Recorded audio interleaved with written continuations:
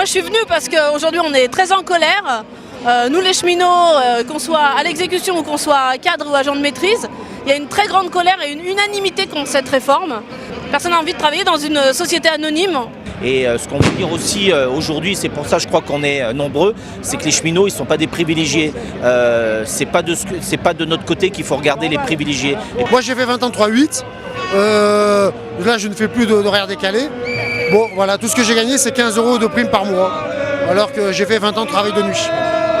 Sur la question de la dette il faudrait qu'elle soit reprise par l'État, puisque c'est l'État qui a voulu qu'on ouvre des lignes TGV à grande vitesse.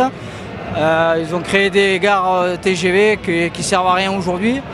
Donc voilà, donc après c'est pas une dette des cheminots, c'est pas une dette SNCF, c'est une dette de l'État. La dette, très clairement, c'est historique, mais c'est une dette d'État. C'est pas la dette des cheminots, c'est pas la dette des usagers. Donc pour nous, c'est une dette qui doit être reprise par l'État, comme ça a été fait d'ailleurs dans d'autres pays européens, puisque souvent on fait des comparaisons. Donc allons jusqu'au bout des comparaisons. C'est une dette d'État qui doit être reprise par le gouvernement. Monsieur Bernard Arnault vient de gagner 30 milliards en 2017. On vient de donner 4 milliards de réduction d'ISF aux riches de France, 24 milliards de CICE.